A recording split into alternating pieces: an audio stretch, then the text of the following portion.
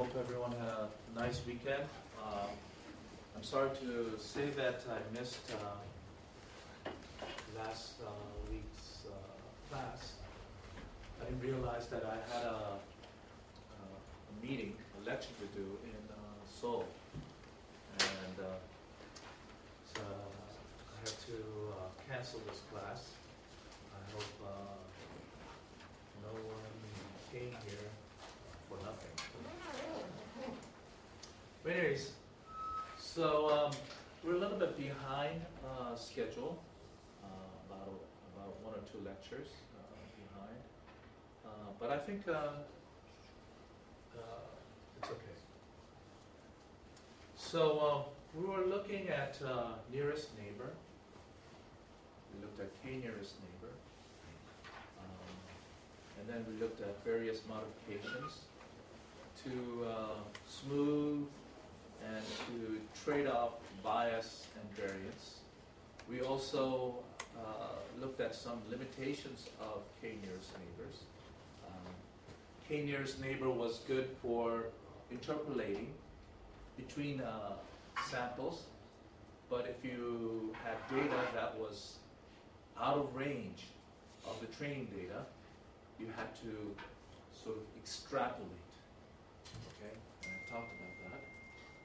And then another limitation of k-nearest neighbor was high dimensionality. So if you go to really high dimension, I sort of gave you a ballpark figure of 20. If your input data is higher than 20 dimension, then you run into this problem of curse of dimensionality. Now, curse of dimensionality does not only relate with k-nearest neighbor, but it's a problem in general in machine learning. Okay? So when you have high dimensional data, you have to somehow reduce, project that onto a lower dimension. And we looked at one method was principal component analysis, PCA. That was one example. The problem with curse of dimensionality is that as you go to higher dimensions, all the data seems to be lying at the bound. All the data seems to be very, very far away. And we looked at some figures. Okay. So we looked at this example where we had 500 data, dimension was 10, and if you wanted to get some data, then you have to look very, very far. And the value, if you're looking at some cube, then you have to look almost half the distance of this unit cube if the data was spread uniformly in this unit hypercube. Okay?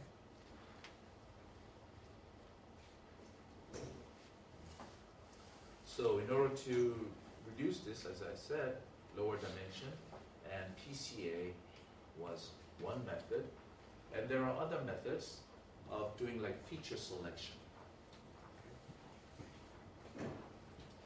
Now this is an example, a slide that I've included.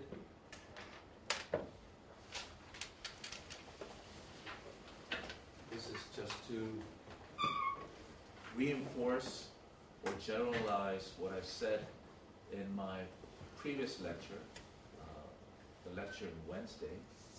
So I have a unit length cube, and you can consider this thing in higher dimension from 1 dimension to 10 dimension. And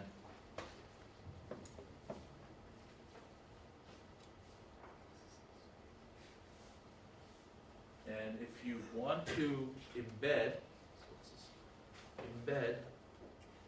a small cube of side S inside the larger unit cube. Okay. And we plot here the fraction of, so the data is assumed to be uniformly distributed in this cube, okay, small cube, and we plot the edge length S to cover a given volume of the unit cube as a function of number of dimensions. Okay, so if you're looking at one dimension, that's just a line, and you wanted, let's say, 2%, 20% of the data, then you would only have to look 0.2 length. And if you wanted 40%, then you would have to look 0.4. Okay. Now this is one dimension. Now as you go up, let's say, you can see that this is one dimension, this is 3 dimension, 5 dimension, 7 dimension, 10 dimensional hypercube. And you wanted 40% of the data, you would have to look almost 0.9 distance of the hypercube.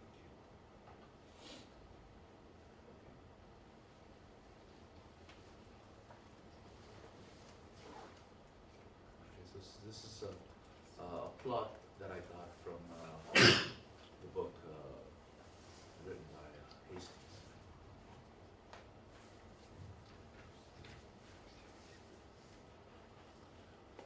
And there's also an important fact. Let's say I want to distinguish between a cat and a dog. Okay?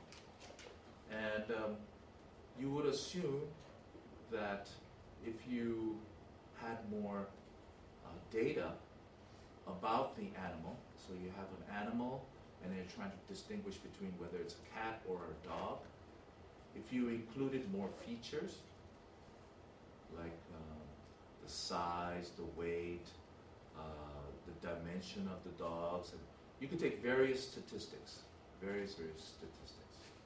Okay? Now, as you take more characteristic, as you include more characteristic of this animal, it would seem that you would be able to more accurately classify this animal between dog and a cat. Okay? So that's what it says. It would seem possible to increase the performance of a classifier by adding more distinguished features. This may be possible, but may not happen.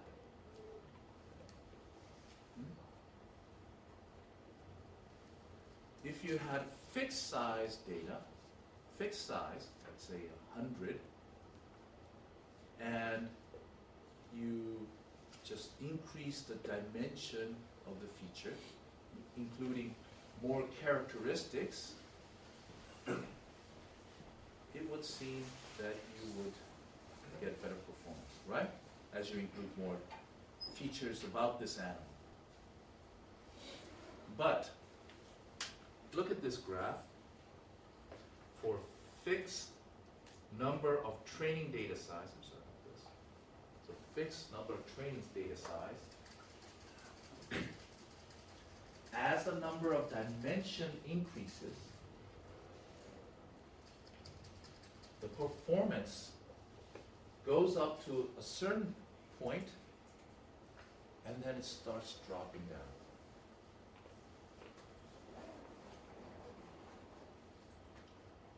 Okay? So given size training data,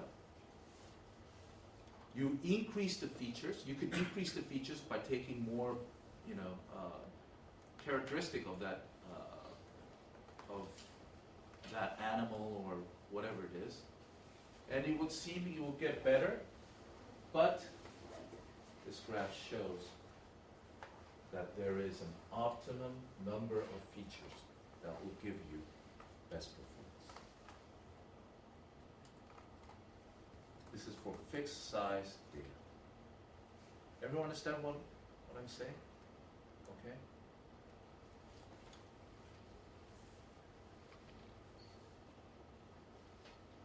And this has to do with cursor dimensionality. So what do you have to do? Let's say this performance is not satisfactory to you. Okay? You are a machine learning AI company, and someone comes to you and asks you to build a classifier that classifies, for example, cat and dog, okay? And you have fixed size data, fixed size training data. This is what you get. And if that performance is not satisfactory, what do you have to do? So if you're here, then certainly as you increase, you add more characteristic, it goes up. Then it starts to fall. So this is, let's say, only 70%, and you wanted, your customer says, I want 90% accuracy or 95. What do you do? Yes. You have to increase the number of training. You have to increase the number of training. Now, this type of philosophy is very, very important for, when you're training deep learning. Okay? You have to, we'll talk about this. So, as the number of dimension grows, the amount of data that we would need to generalize accurately, I've mentioned the word generalize, that's the objective of machine learning, to do well on test data, okay? On test data that we haven't seen. If you want to generalize accurate, then you have to, the amount of data that's required would have to grow exponentially.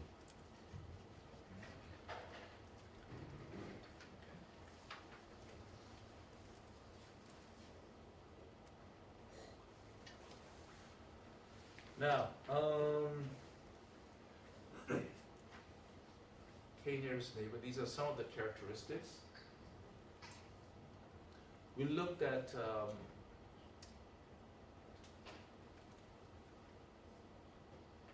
regression type of problem so far. Regression type of problem. So a data comes in, you look at your list of training data, and you find k nearest neighbor of the data, and then you take the average of their labels, right? That's what we did. That was k nearest neighbor. That was regression. If we had to do classification, what do? K nearest neighbor classification, what do you do? I mentioned it so far, and it's in this slide.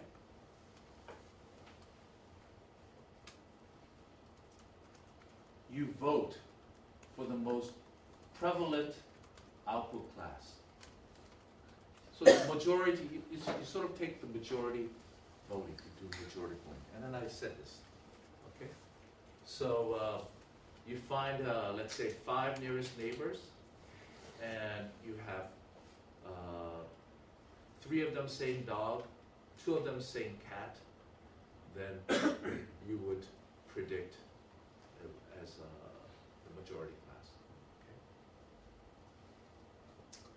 Okay. Now, there are some mathematical theorems, okay, regarding nearest neighbor. And this theorem says, as you grow the number of data, so as the number of data n grows, the one nearest neighbor, so you're finding, so you have a data that's coming in, x, and you find the one nearest neighbor, and you look at its label, and you assign that input data with that label. Okay? What's the performance of that? The performance of that is going to be 2 times the Bayes error rate. Okay, now I haven't mentioned Bayes classifier. I'm just going to I'm going to be talking about this later on, but let me just Bayes classifier.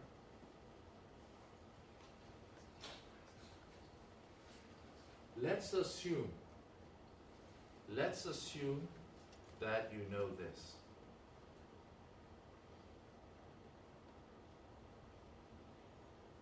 This is probability of data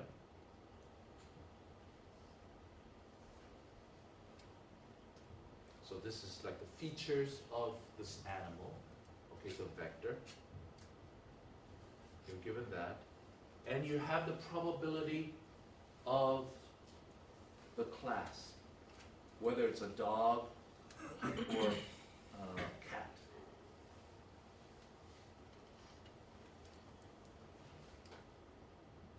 Let's say you have this probability. So for example, probability of CI, let's say class is cat, and you're given a vector of its weight and height.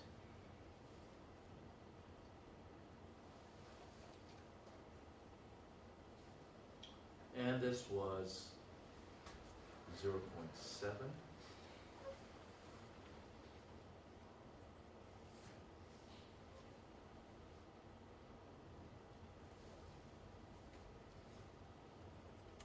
Let's say this was, the weight was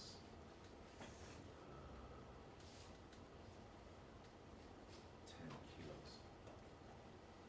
And height was 35 centimeters.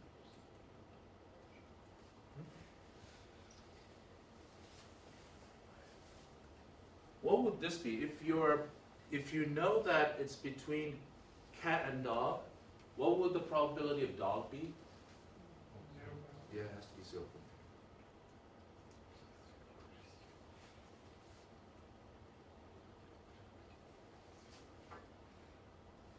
What does the Bayes classifier say? The Bayes classifier, let's say,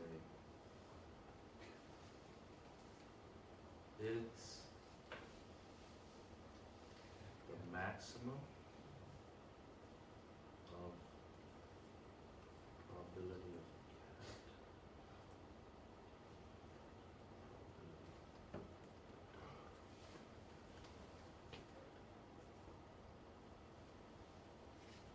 It's the argument. So the Bayes classifier would choose what? Would choose cat. Okay? And I want to tell you, if you're given this conditional probability, if you know this conditional probability, the best performing classifier in this whole world. And the best classifier that will ever exist, that will ever exist, best classifier is this Bayes classifier. Okay? If you know, if you're given the conditional probability, the best classifier is the Bayes classifier. You cannot beat that. Okay? If you know the conditional probability. So, what is the Bayes error?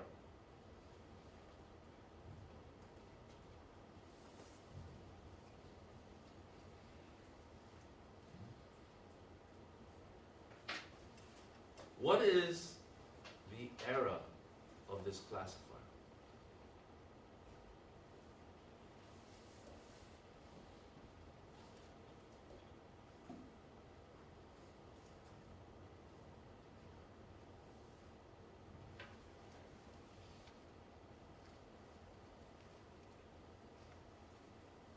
What is the best, and let's assume, okay, so I'm going to write it this way.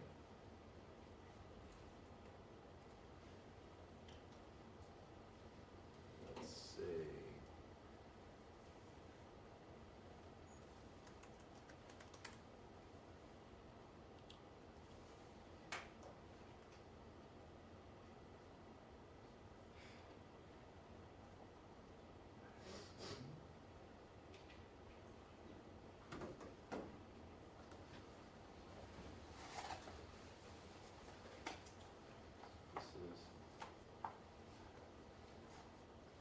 yes, so CI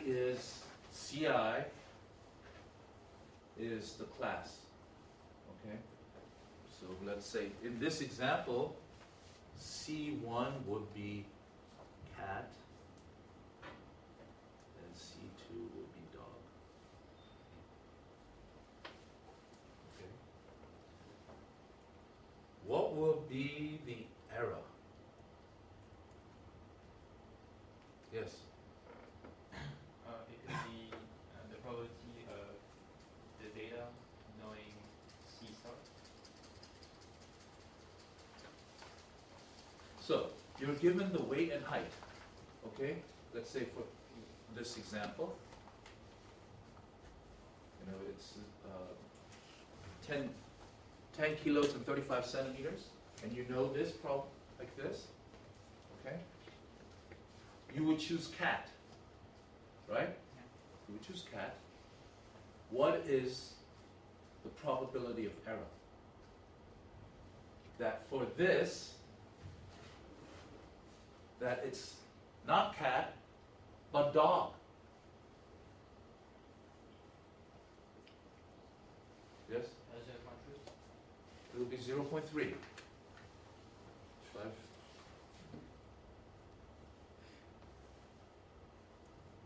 It will be 1 minus maximum.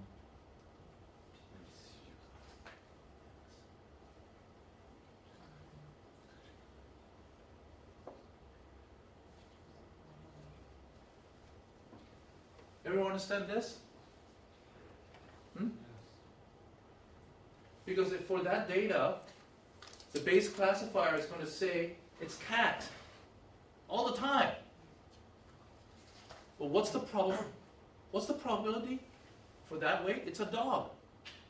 It's 1 minus. Okay? So if you have the conditional probability, the best classifier that will ever exist is the Bayes classifier. But even the best classifier will make a mistake. And what is that? That's 1 minus the maximum. Okay? You cannot beat this. You cannot beat this. Now, what is, if you're doing one nearest neighbor, not k nearest neighbor, one nearest neighbor, what is the error? So that's good to know, right? I'm doing one nearest neighbor, and I would like to know how I compare with the best classifier in this whole world.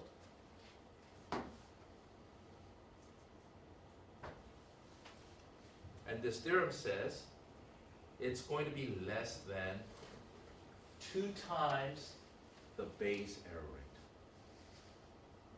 rate. So in this example, the Bayes error rate was 0.3, right? For that. One nearest neighbor is going to be less than 0.6. Okay? That's a theoretical result. I have the proof in the appendix for those of you who are interested, and I might include this in the homework problem. Okay? You just follow it. Okay? And if you have questions, please come to me.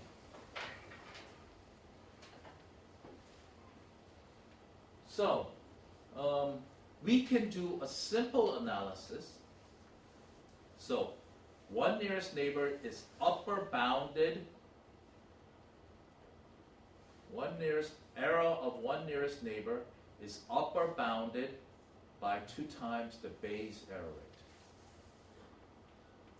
We can also lower bound the one nearest neighbor.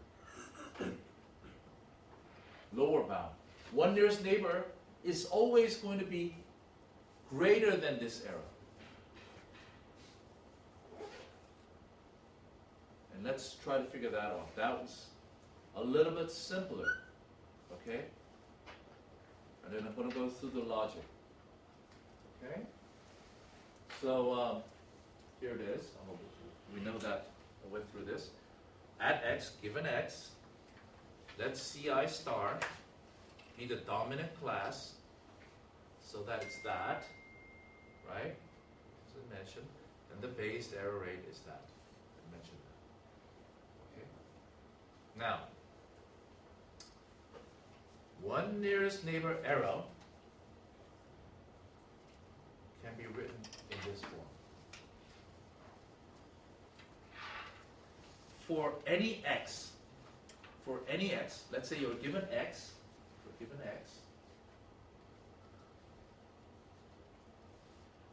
we can consider all its classes. In the dog-cat case, for a given weight and height, it could be,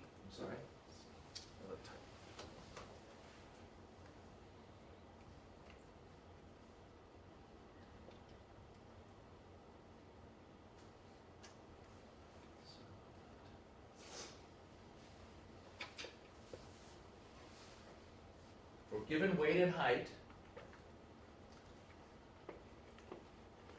it could be dog or cat with this probability. Right?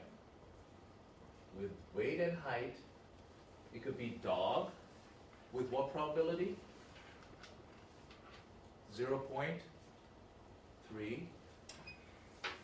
And it could be cat with probability 0.7. Right? Like that.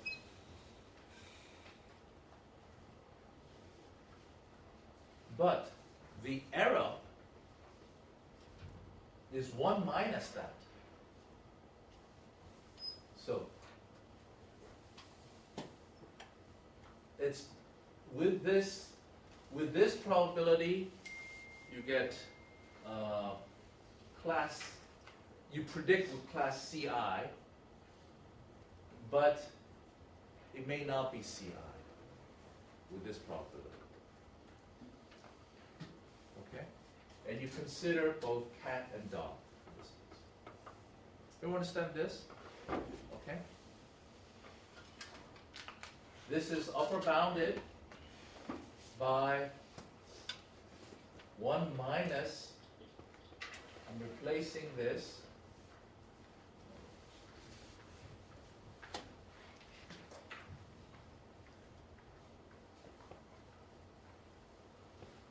with the maths class, with the best Bayes classifier.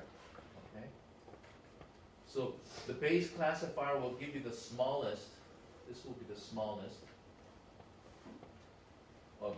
This won't be the largest, by the way. Bayes classifier will give you this the largest. So 1 minus that the error will be the smallest, and 1 nearest neighbor is going to be bigger than that. So you have that.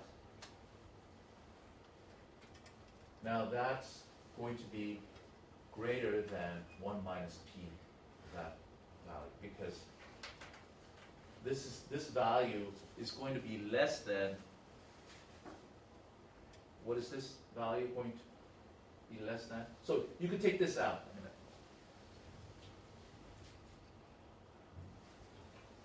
So it would be 1 minus p ci star x summation p ci x.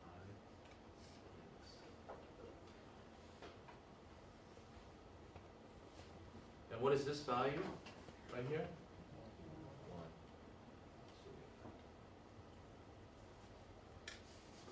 So, what can we say? Altogether, 1 nearest neighbor, the error of 1 nearest neighbor is lower bounded by, what is this? Bayes error, and it's going to be less than 2 times the Bayes error.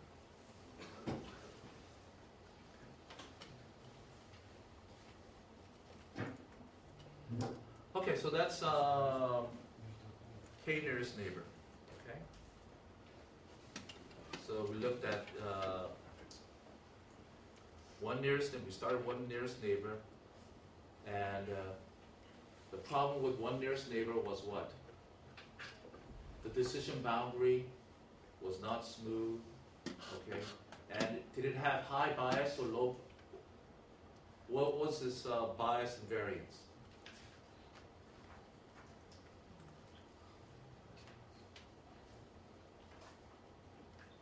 Does it have high bias or low bias?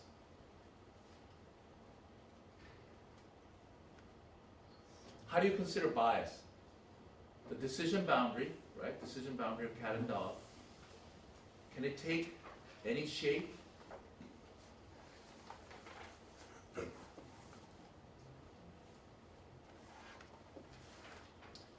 And variance was if you change the data.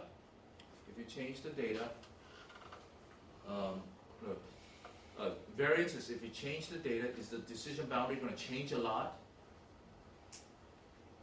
1 nearest neighbor, is it going to change a lot? If the training data changes? So we know that it's high variance. Okay, what about bias? Is it low bias? Why is it low bias? That's a low bias. But why do you say low bias? As I said, low bias.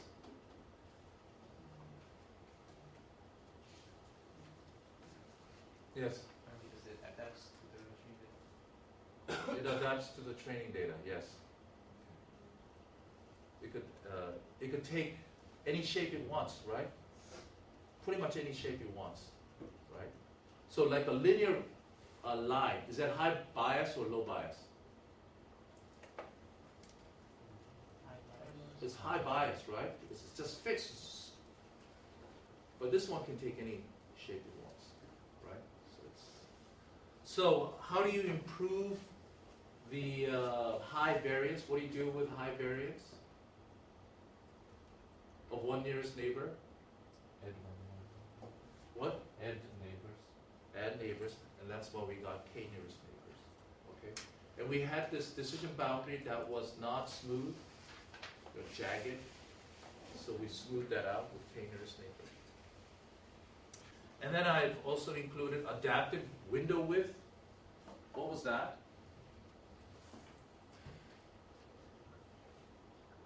Why did we need an adaptive window for doing the averaging? Because the data is not uniformly distributed. Yeah, some regions the data is highly clustered, dense, and some data are sort of sparse. So you have a mixture of those things. Locally weighted regression, why do we need this? It's for the extrapolation. And then, high dimensionality and cursive dimensionality was mentioned. Okay? And we looked at some performance. We talked about classification and performance. Okay? And the appendix goes through the theorem that one nearest neighbor is upper bounded by 2 times the Bayes area rate. Okay? No questions? Okay, so let's move on.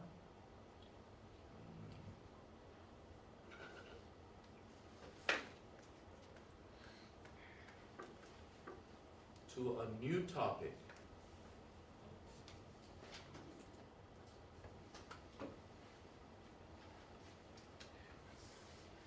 Perceptron. So I want to just go through this. We looked at, we looked at the framework of machine learning. Okay, all these things about hypotheses, and then we looked at we took one particular example of decision tree. Okay, and we tried to relate with machine learning framework, and then we looked at 3 unsupervised method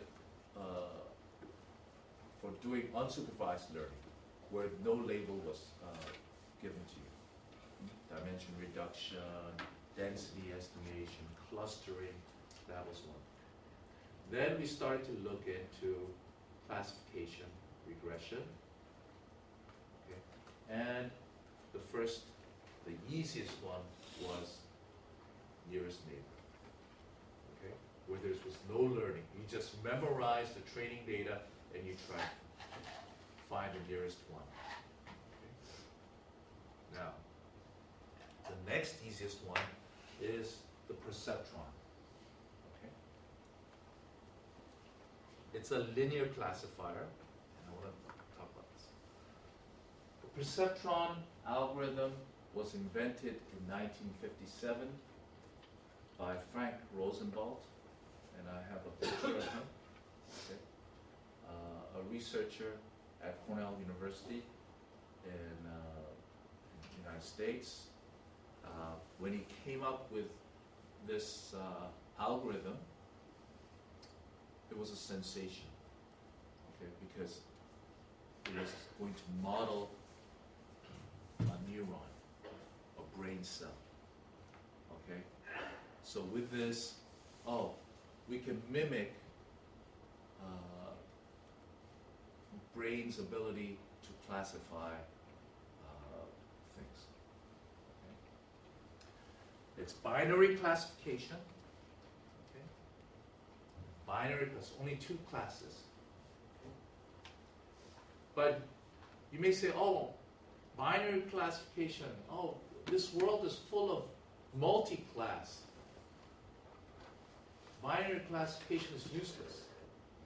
But if you use binary classification in a certain way, you could do multi-class classification.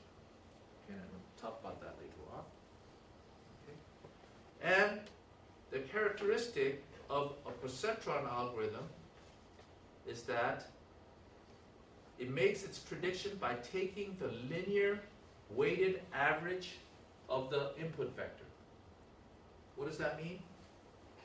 So we had weight of the dog, weight of the animal, height of the animal. We take this input. What do?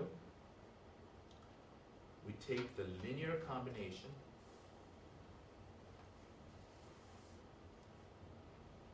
of the features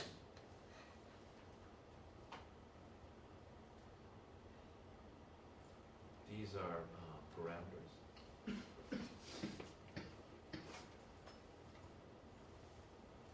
plus some bias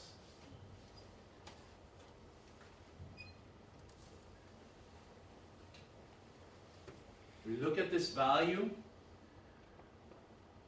If that value is greater than 0, it's a dog. If this value is less than 0, then it's a cat. So it's taking, what is it? Linear, weighted by these theta 1, theta 2 of the input feature vector and produces this binary output. So it looks at, let's say, the sign. It looks at the sign. Okay. So I have all this. So let's look at this linear classifier. Linear classifier meaning that it's taking the linear combination, weighted combination of the input features, okay, and bias. So let's assume that the theta naught is called the bias. Let's look at the case two-dimensional data. So for that two-dimensional weight, and I'm going to look at the feature space of the data. So one axis is x1.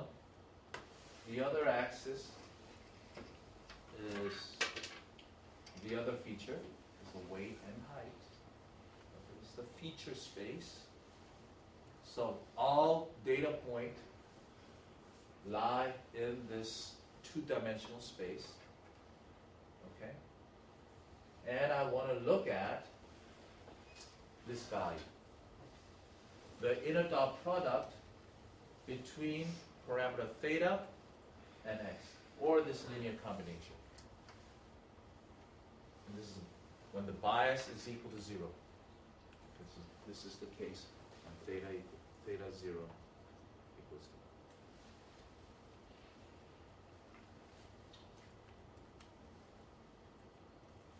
So, where are the points that make hx equal to 0? This way? So let's say it will be a line. It will be a line. Okay, it will be a line.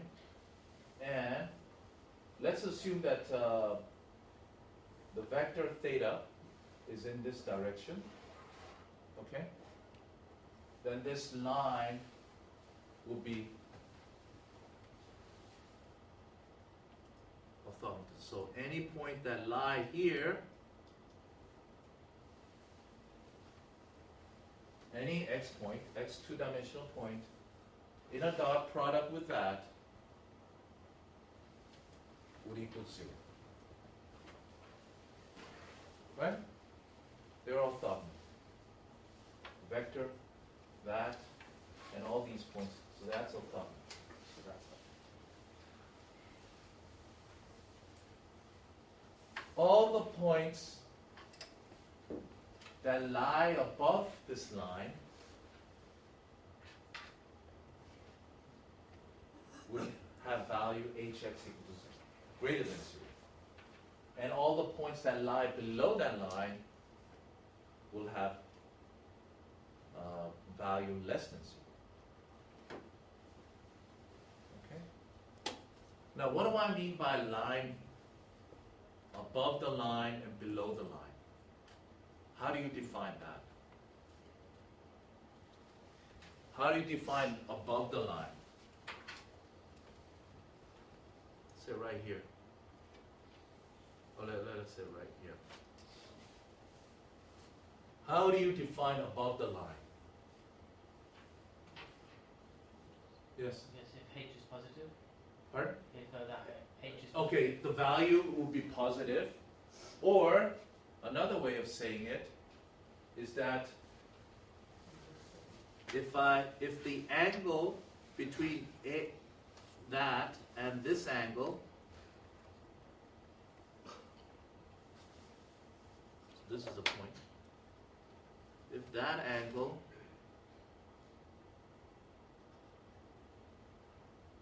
is less than 90 degrees, then, or acute, we call that acute angle, then it lies above the line. Why?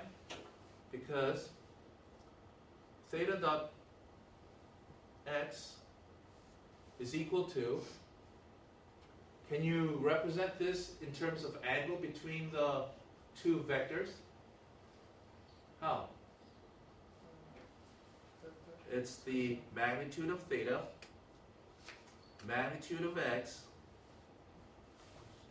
cosine theta. Oh, I'm not going to use theta. Let's say alpha. If that's alpha.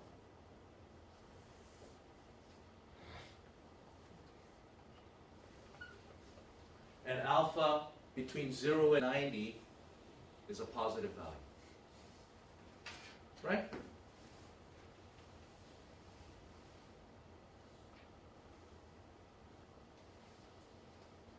Now let's add the bias.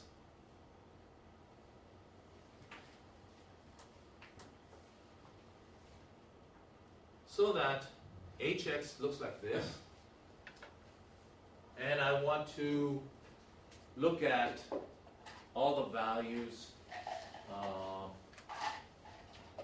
that lie on this line, that make this equal 0.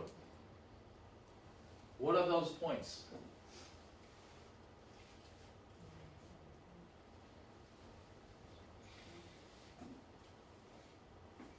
Here again.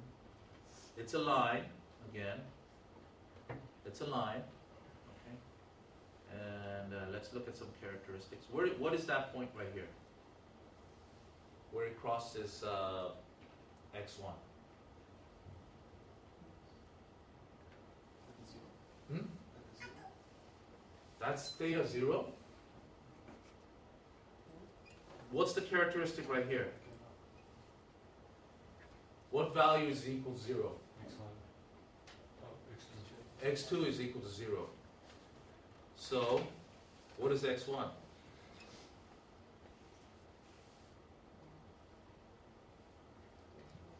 x1,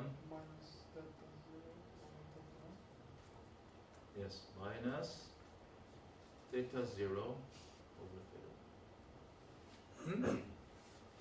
What about here? What's that point right here?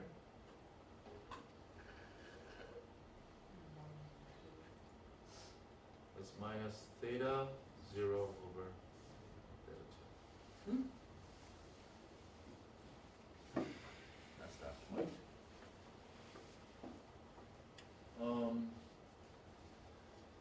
And so what have we done here in this case?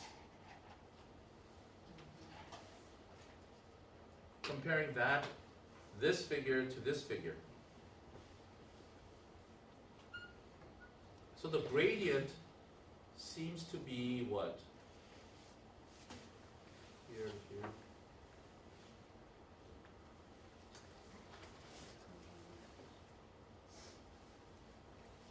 We can assume that this is just a parallel shift. Huh? Parallel shift. Huh? It's just a parallel shift. And so, this, all the points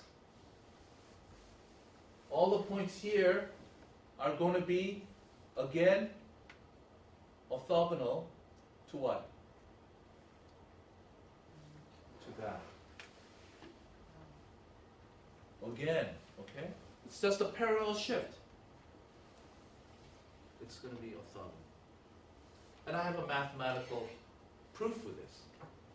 More rigor. But I just wanted to show you that it's just a shift.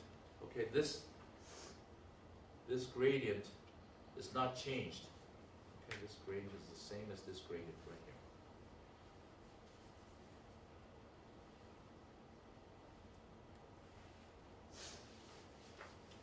So a linear classifier, let me just summarize again once more. The decision boundary is what? Oh, it's a lie. What is a decision boundary? If the point lies on the line, it can be either. Okay? It divides the feature space or the input space into two parts. Okay? The points that lie above this line, or it's going to be a hyperplane. If I go to a higher dimension, right? It's going to be a hyperplane. There are points that lie above the hyperplane, and there are points that are going to be lying below the hyperplane.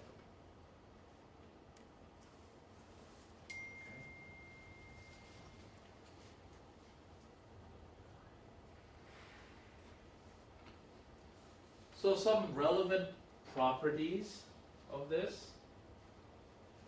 So you may say, oh, is it still orthogonal? Is it still orthogonal? Let's take any 2 points. Okay. XA and XB. And you subtract it. That will be a vector in that direction. And you take the inner dot product with this vector, theta. Okay? What will be the value of this?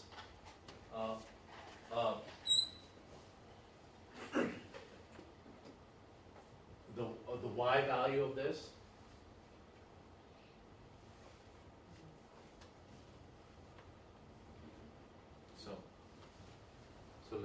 So this is what I want to say. Theta transpose XA plus some theta 0 minus theta transpose XB plus theta 0.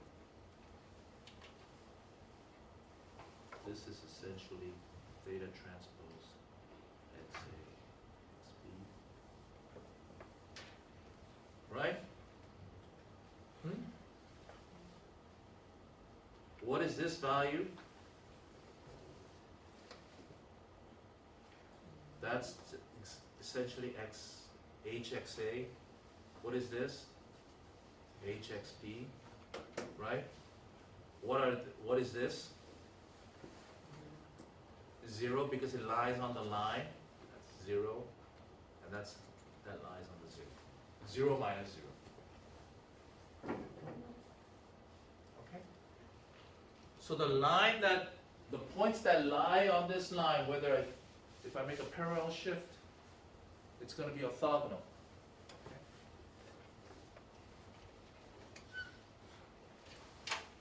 Okay? Now, another important fact that you should know about this linear classifier Linear classifier is a basic concept in machine learning. Once you've mastered linear classifier, nonlinear classifier is very easy to understand. Okay? So if you know binary classification, you can do multi-class classification. Okay? So, another thing that you should know about linear classifier is the distance of that point from the hyperplane, from this line. What is that distance? Okay. So let's look at this point xi, okay, and I want to see how far this is from this line. When I measure the distance, what I do, I want to put a perpendicular line. Okay? So this is what I'm going to do.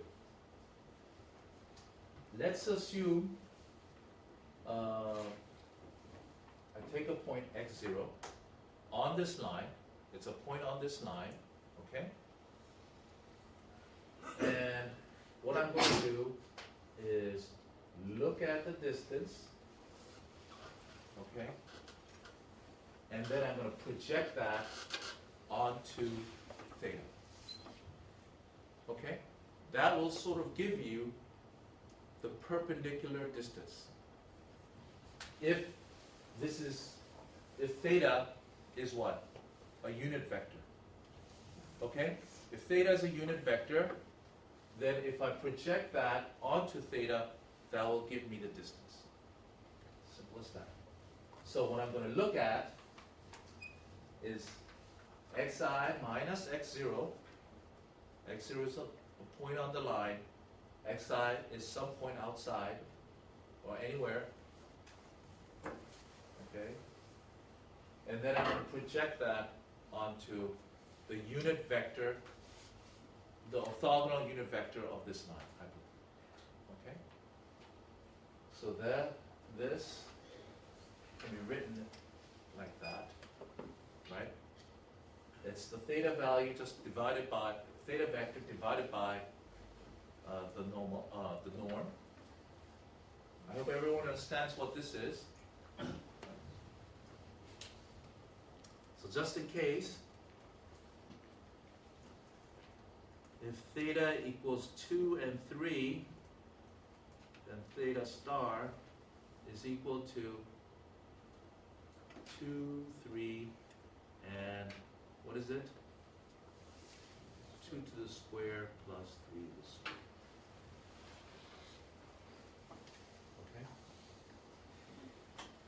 Okay? Scale up. Such that if I take the square of this first element and add the square of the second element, what am I going to get? Value 1, right? So this distance between this arbitrary point and a point on the line projected, so I get that. Okay. I've put the theta inside the parentheses, right? Inside the parentheses. And how do I get this? What is this value? Minus, what is this value? No, it's not 0. Because it's a line, so yes, theta transpose x0 plus theta naught equals 0, because theta x0 is a point on the line. Right? So theta transpose, that this is minus x of theta 0. So you get that. So what is this? How do I simplify this? What is this value right here? It's the function hx. h of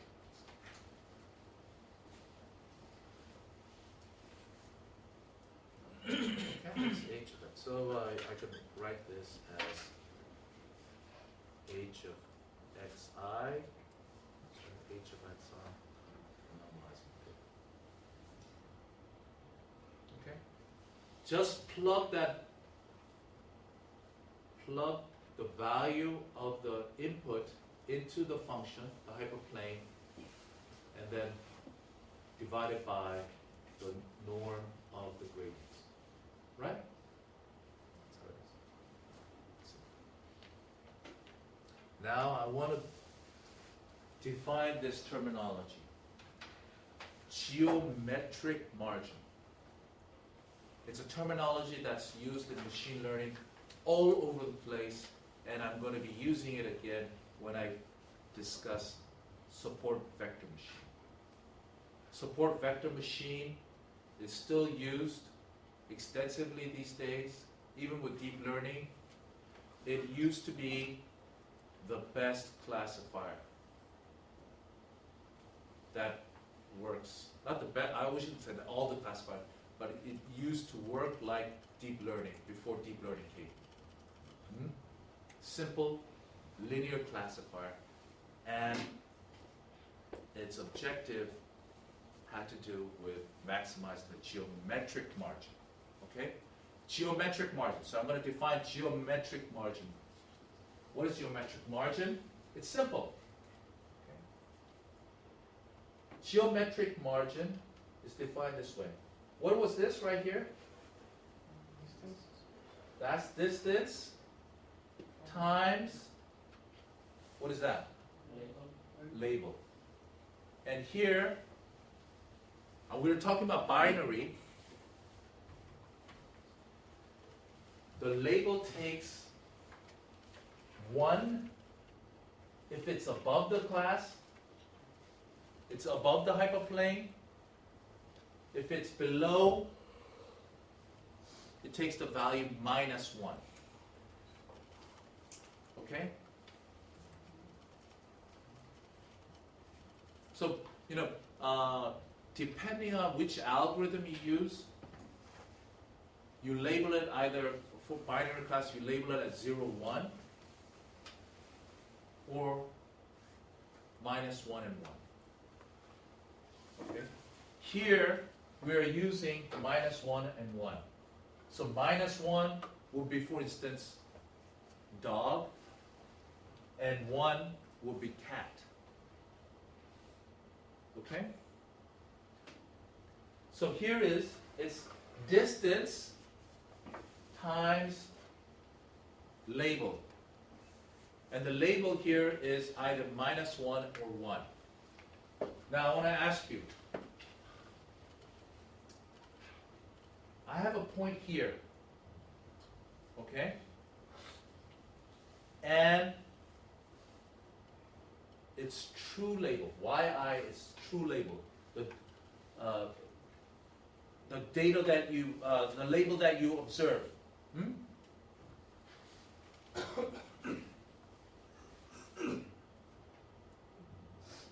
So if it's above here and it has label, the true label is +1, what will be the sign of the geometric margin? It will be positive.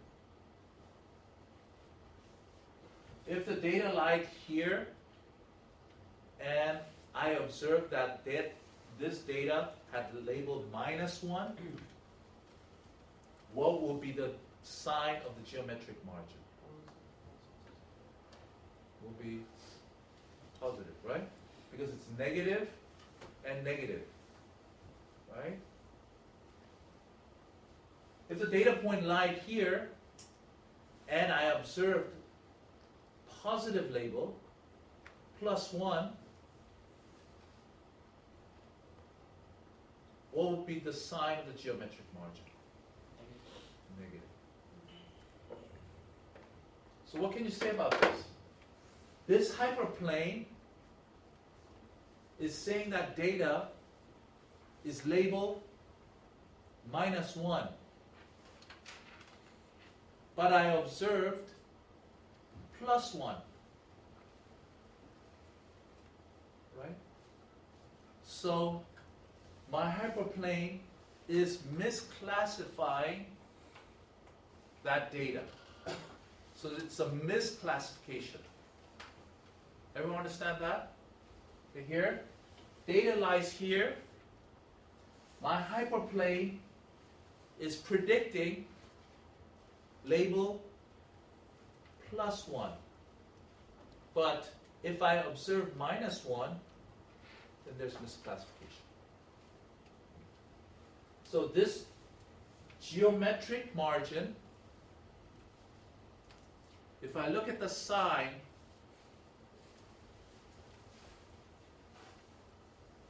I can tell whether it's misclassified or classified correctly. Okay? Okay, geometric margin is the sign distance. Okay, the sign distance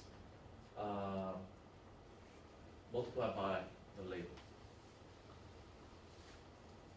Geometric margin. Okay. So there are a whole bunch of points here. As an example, all the points that lie on this line, hx equals 0, all the points that lie above here, the hyperplane is going to predict label +1. But if my training data is -1, then my geometric margin is going to be minus. The sign of my geometric margin is going to be minus. Right? But if it's labeled, if I observe +1, then the sign of the geometric margin is going to be positive.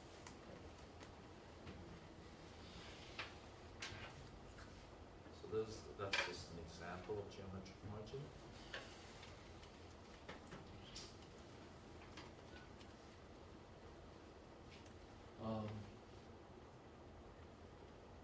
To pictorially represent this perceptron, or this. So I have input data. So what dimension is that? D-dimensional input, right? I'm going to take weighted linear combination. Okay. So I'm going to scale each of the dimension by different thetas. I'm going to add a bias, and I'm going to look at the sign. So if the argument of the sign is positive, then it gets labeled 1. If the argument is negative, then it gets labeled -1.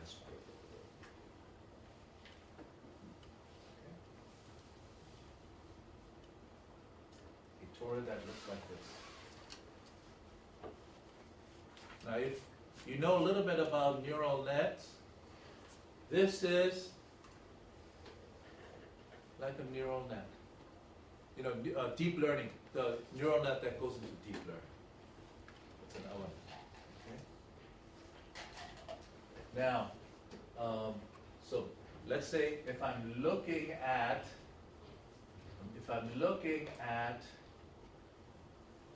if the x-axis is the argument,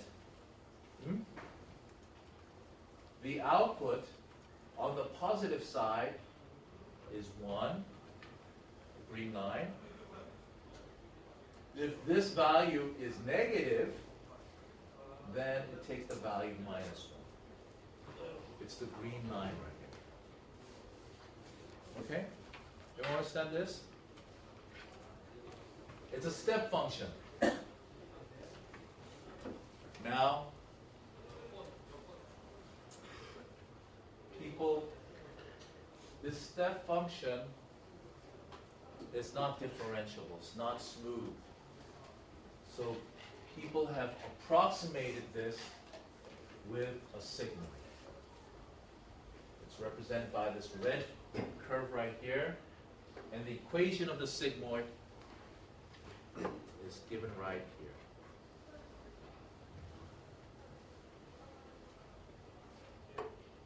Sigmoid x when the value x takes on a positive value, big value, what is this value going to be? It's going to be 0. And it's going to take on what? 1. If the value of x is negative, what is this going to be? It's going to be 0, right? So a sigmoid right here looks like what? Like that.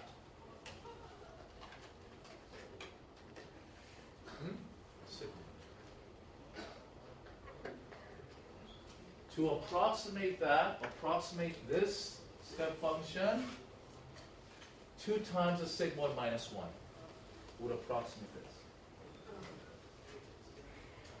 Okay. What's another function that goes from minus 1 to 1 and has this type of characteristic, this red characteristic? Inverse function. Inverse function. Inverse hyperbolic tangent. Inverse hyperbolic tangent. Okay, that's minus 1. That's another. Okay. So everything is very easy. Let me I have 1 more minute. Now, so here is Mr. Rosenbaum. Okay, he came up with the perceptron, and this person came up with a multi-layer perceptron. Okay. So what is the objective? So in this perceptron, what do we need to find? About how is the boundary defined? By what? No, not asking for anything complicated like this. In order to define the boundary, what needs to be defined? Theta value, right? The gradient theta and the bias theta. Okay? So I have a function that's a function of theta and theta naught, and I put an L here to represent it by a loss. And what I'm going to do, this function is going to look at, what is this? It's like the geometric margin, right? Except what is missing? The scaling factor, the normalizing. Okay? This, by the way, is called the functional margin.